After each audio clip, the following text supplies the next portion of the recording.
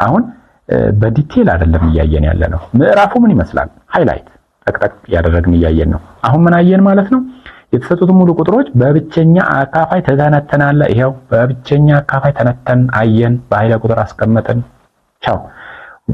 የቀጣዩ ሐሳብስ ለተሰጠ አንድ ሙሉ ቁጥር ብቸኛ አካፋዮችን ተለያለህ ይላል። ያው ተመሳሳይ ነው ከዚህ ጋር ተለያለህ ይላል። ይሄ ማለት ደግሞ ምን ማለት መሰላችሁ?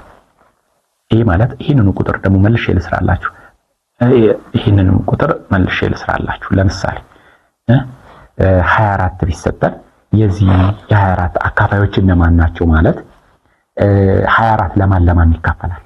ለ1 ለ2 ለ3 ለ4 ለ6 ለ8 ለ12 እና ግማሽ ላይ ደረስን አይደል? አሁን አያችሁ ግማሽ ላይ ከደረስን ራሱ ነው የሚመጣው። ከዛስ 24 አሁን ከነኝ ውስጥ ማን ነው ብቸኛ? ምን አለን እዚህ ጋር ለተሰጠ አንድ ሙሉ ቁጥር ብቸኛ አካፋዮችን ትለያለህ። ብቸኛ አካፋይ ከዚህ ውስጥ እነማን ናቸው ማለት ነው? ስለዚህ እዚህ ጋር ሁለት አለ ሌላ ደግሞ ማን አለ? 3 አለ። ሌላ ብቸኛ አካፋይ አለ? የለም። አያችሁ አይደል? ይሄ ማለት የ24ን አካፋይ የምንጽፈው በ2 እና በ3 ብቻ ነው ማለት ነው። በብቸኛ አካፋዮች ብቻ ነው የምንጽፈው ማለት ነው። ቅድም እንዳሳየኋችሁ እንዴት ይሄው 24 ለ2 ስንት? ለ2 12 ለ2 6 ለ2 3 ይሄው ብቸኛ አካፋዮች 2 እና 3 ብቻ ናቸው እዚህ ጋር ያሉት። 2 ደግሞ ስንት ጊዜ ነው የተባዛው? 1 2 3 ስለዚህ 2 ኃይለ ቁጥር 3 ሲባዛ በ3 ሆነ ማለት ነው። 2 ኃይለ ቁጥር 3 ደግሞ ማለት ምን ማለት ነው?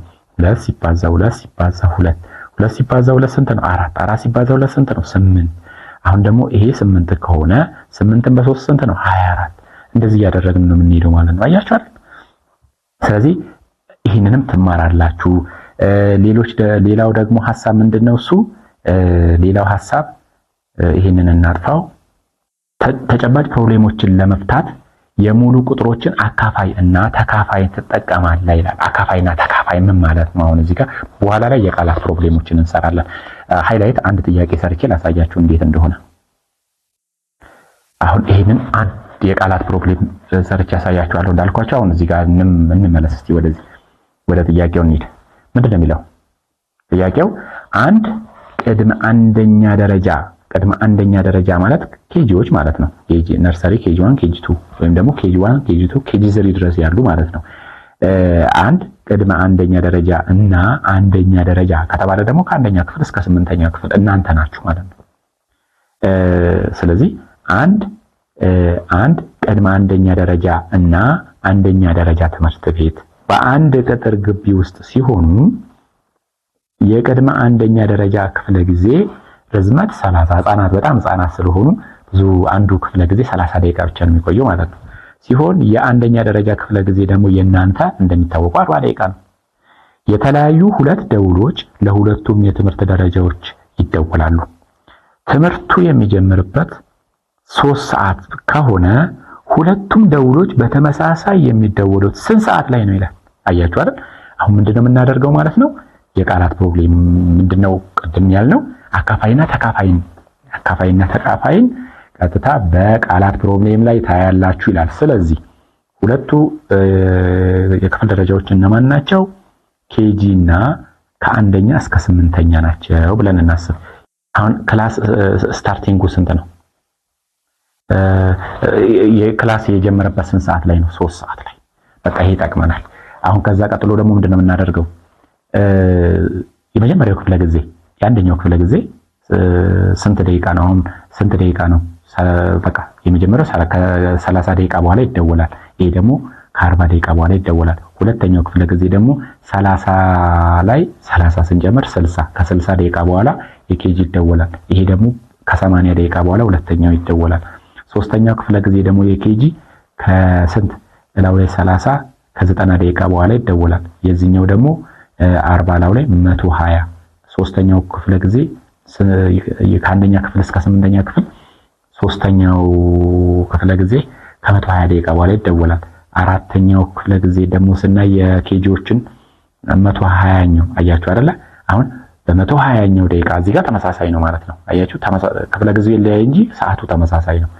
ይሄኛውም አራተኛው ክፍለ ጊዜ 120ኛ ደቂቃ ላይ ይደወላል። ይሄኛው ደግሞ 3ኛው ክፍለ ጊዜ። ስለዚህ የነኚህ 3ኛ ክፍለ ጊዜና የነኚህ 4ኛው ክፍለ ጊዜ ተመሳሳይ ሰዓት ላይ ይደወላል። የጠየቀም ምንድነው ሁለቱም ደውሎች በተመሳሳይ ጊዜ የሚደወሉት ስንት ሰዓት ላይ ነው አለ።